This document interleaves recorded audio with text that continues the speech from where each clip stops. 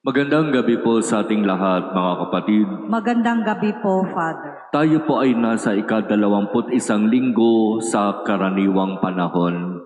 At sa ating ebanghelyo, narinig natin kung papaanong sa pangangaral ng ating Panginoon, isa ang nagkaroon ng interes. Naging curious siya at siya'y naglakas loob na lumapit at magtanong kay Jesus, "Guro, kakaunti po ba ang maliligtas?" Bakit kaya naging ganito ang tanong nitong taong ito? Para bang napaka-negatibo agad. Kakaunti po ba ang maliligtas? Kasi dito sa tanong na ito, para bang malinaw, oo, kaunti lang. Pero papaano ito sinagot ni Jesus? Sinagot niya ito sa pamamagitan ng mga salita na nagsasabi, ang pintuan papasok sa kaharian ng langit ay napakakipot, napakaliit. Pagsikapan ninyong pumasok sa makipot na pintuan. Na para bang sinasabi niya, mahirap ang sumunod sa akin. Mahirap ang maglingkod sa akin sapagkat ito'y nangangahulugan ng pagpapasan ng iyong sariling krus. Ano man yung krus na ipagkaloob sa iyo, buong puso mo itong tatanggapin at papasanin. Hindi mo ito iiwasan, hindi mo ito iiwan, hindi mo ito tatalikuran, bagkus buong pusong tatanggapin, papasanin, patungo at palapit sa Diyos. Ito yung ibig sabihin ng ating Panginoon nung sinabi niya, pagsikapan ninyong pumasok sa makipot na pintuan. At idinagdag pa niya, sinasabi ko sa inyo, marami ang magpipilit pumasok, pero hindi sila makapapasok.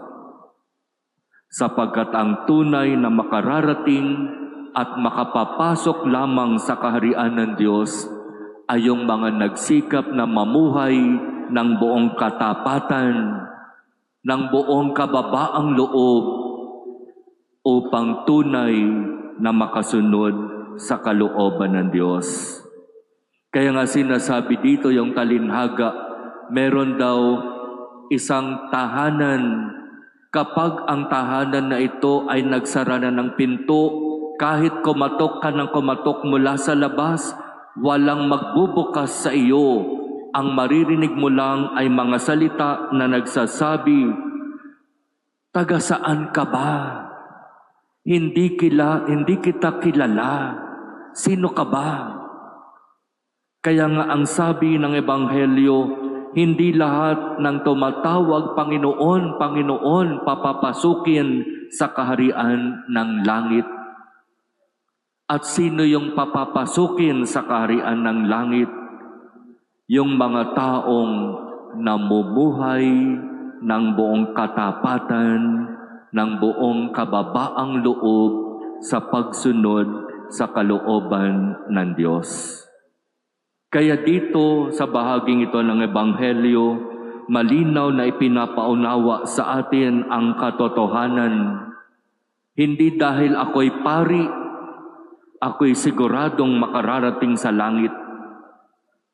Hindi ibig sabihin ako ay nagpapahayag ng salita ng Diyos katulad ng mga lektor. Ako ay sigurado sa langit. Hindi ibig sabihin na ako ay magpapari, ay sigurado na ako sa langit. Hindi ibig sabihin na ako ay nagsisimba linggo-linggo, ay talagang sigurado na ako sa langit. Hindi. Ang sinasabi at ipinapaalaala ng ating Ebanghelyo ngayon, ang makararating lamang sa kaharian ng Diyos sa langit ay yung mga taong nagsikap na mamuhay ng buong katapatan, kababaang loob sa pagsunod sa kalooban ng Diyos.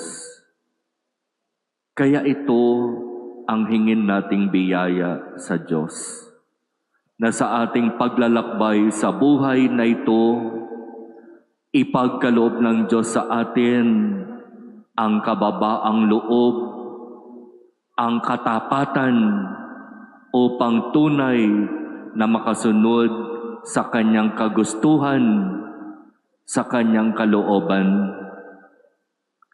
Sa paglalakbay natin sa buhay na ito, hindi yung gusto natin ang dapat na umiral at mangyari.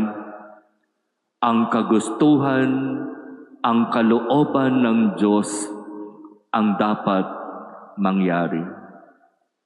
Kaya ipagkaloob nawa ng Diyos sa atin ang biyayang ito, at sa katapusan ng ating buhay, kung tayo ay haharap sa Kanya, matagpuan tayong karapat-dapat at tayo'y papasukin sa Kanyang kaharian.